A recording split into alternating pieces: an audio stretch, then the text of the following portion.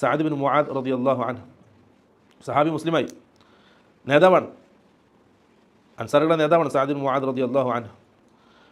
മുസ്ലിമായി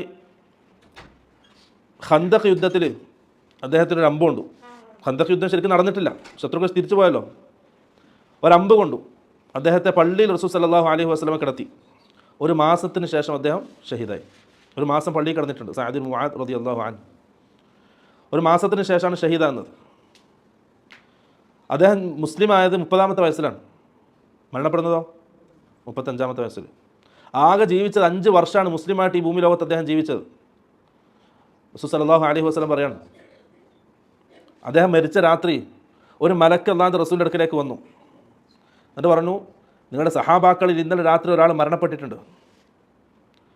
അദ്ദേഹത്തിൻ്റെ ജനാസയിൽ 70,000 മലക്കുകൾ പങ്കെടുത്തിട്ടുണ്ട്. 5 വർഷം ജീവിച്ച ആളെ കഥയാണ് പറയുന്നത്. 70,000 മലക്കുകൾ അദ്ദേഹത്തിൻ്റെ ജനാസയിൽ പങ്കെടുത്തിട്ടുണ്ട്.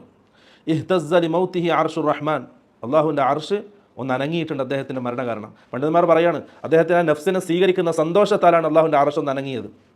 5 വർഷം കൊണ്ടാണ് ആ സ്ഥാനം നേടിയെടുത്തത്. അദ്ദേഹത്തിൻ്റെ മരണശേഷം റസൂൽ സല്ലല്ലാഹു അലൈഹി വസല്ലമയുടെ സദസ്സിലേക്ക് നല്ല പട്ടിൻ്റെ വസ്ത്രം കൊണ്ടുവന്നു. റസൂൽ അതെടുത്തു.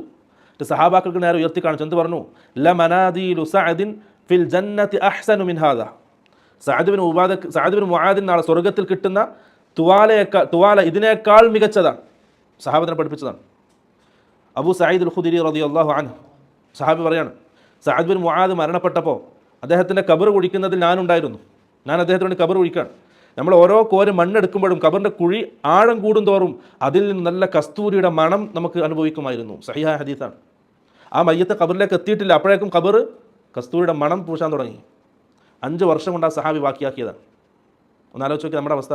ഇത്രയും വർഷം ജീവിച്ചിട്ട് എന്ത് ചെയ്തു, അള്ളാഹിൻ്റെ ദീനിന് വേണ്ടി എന്ത് ചെയ്തു എന്ന് വെച്ചാൽ നമുക്ക് പറയാനൊന്നുമില്ല. മറ്റുള്ളവർ പറയാനല്ല, സ്വന്തത്തിനോട് പറയാൻ തന്നെ ഒന്നുമില്ല. നമ്മൾക്ക് വേണ്ടിയിട്ട് എന്ത് ചെയ്തിട്ട് നിസ്കരിച്ചിട്ടുണ്ട്, മറ്റുള്ള വിഭാഗത്തിലൊക്കെ സ്വന്തത്തിന് വേണ്ടി ചെയ്തിട്ടുണ്ട്. അള്ളാഹിൻ്റെ ദീനിന് വേണ്ടി എന്ത് പണിയെടുത്തു എന്ന് ചോദിച്ചാൽ പ്രിയമുള്ളവരെ പറയാൻ എന്തില്ലെങ്കിൽ അത് വലിയ നഷ്ടമാണ്. എല്ലാവർക്കും ആരോഗ്യമുണ്ട്, അള്ളാഹു നൽകിയ രീതിയിൽ നല്ല രീതിയിൽ ദുനിയാവ് നൽകിയിട്ടുണ്ട്, പണിയെടുത്തു ആഖിറത്തിന് വേണ്ടിയിട്ട്. അള്ളാഹിൻ്റെ ദീനിന് വേണ്ടി പണിയെടുത്താൽ അത് ബാക്കിയാവും, മറ്റെല്ലാ മരണത്തോടെ അവസാനിക്കും, അത് മാത്രമേ ബാക്കിയാവും.